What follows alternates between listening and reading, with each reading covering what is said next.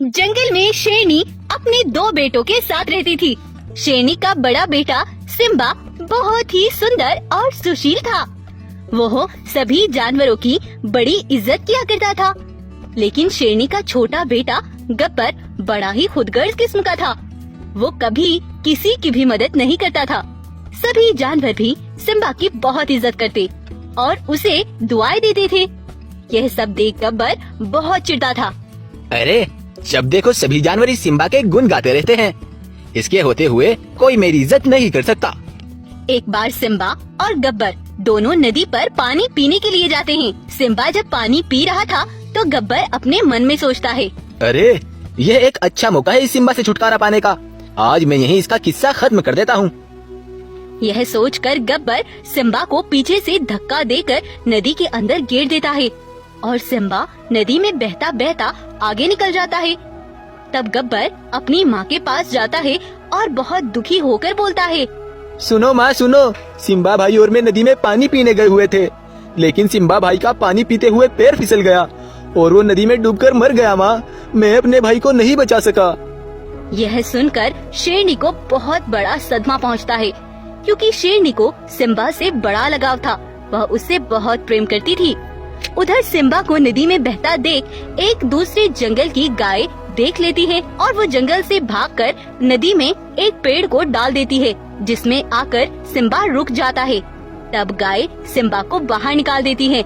तुम्हारा बहुत शुक्रिया गाय माता, आपने आज मुझे बचा लिया, नहीं तो आज मैं मर ही जाता। लेकिन अब मुझे नहीं लगता कि मैं अपने जंगल वापस लौट पाऊंगा।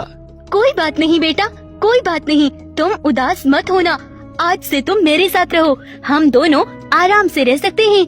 तब सिम्बा गाय के साथ ही रहने लगता है। अब कुछ साल बीत चलते हैं। उधर गब्बर जवान हो चला था, तो जानवरों ने उसे ही जंगल का राजा बना दिया था। लेकिन दूसरी ओर सिम्बा आज भी सभी जानवरों की हर मुसीबत में रक्षा करता था। उस जंगल में रहने वाले एक दुष्ट बाघ ने जंगल में बड़ा आतंक मचा रखा था। वो एक दिन में ही कई जानवरों को मार डालता था। जब यह बात सिम्बा को पता चलती है तो सिम्बा तभी उस बाघ के पास पहुंचता है और गुस्से से बोलता है, ओए दुष्ट बाघ, मेरे होते हुए तुम कभी किसी को नुकसान नहीं पहुंचा सकते। मैं तुम्हें जिंदा नहीं छोड़ूंगा। तब सिम्बा उस बाघ पर हमला करके उसे घायल कर देता है। तब वो बाघ डर के मारे जंगल छोड़कर भाग जाता है। तब सभी जानवर सिम्बा को बहुत शुक्रिया करते हैं। आपका बहुत शुक्रिया महाराज, आपने इस बाघ से फिर हमारी जान बचा ली। ऊपर वाला तुम्हें हमेशा सलामत रखे।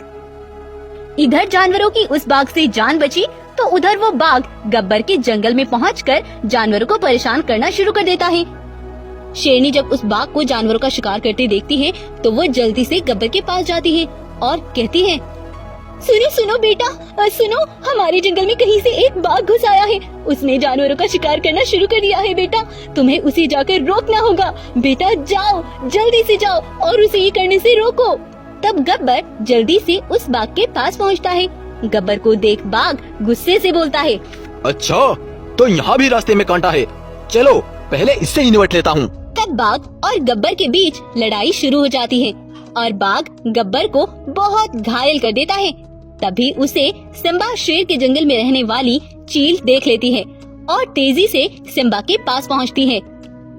सुनो सुनो सिम्बा, उस बाघ ने पास वाले जंगल के एक शेर को बहुत जख्मी कर दिया है, वो उसे मार डालेगा, आप उसे बचा लीजिए। तब सिम्बा तुरंत उस जंगल में पहुंच जाता है। गब्बर को घायल पड़ा देख सिम्बा बहुत गुस्सा हो जाता है। इस दुष्ट बाघ ने मेरे भाई को भी मार डाला, मैं इसे अब जिंदा नहीं छोड़ूंगा। तब सिम्बा उस पर हमला करके उसे जान से मार डालता है और वहीं पर उसका अंत कर देता है। गब्बर मेरे भाई, तुम ठीक तो हो ना भाई? मुझे माफ करना भाई, मैंने तुम्हारे साथ बहुत गलत किया, मुझे माफ कर दो। जो पीछे हुआ उसे भूल जाओ, देखो हम फिर से मिल गए। चलो भाई, अब माँ के पास चलते हैं। तब दोनों भाई अपने घर पहुँचते हैं। सिम्बा को आते देख शेरनी खुशी से फूली नहीं समाती और उसका बहुत लाड प्यार जताती है। उसके बाद से शेरनी फिर से अपने दोनों बेटों के साथ हंसी खुशी से रहने लगती है। तो आज की हमारी कहानी आपको कैसी लगी, हमें कमेंट करके जरूर बताएं।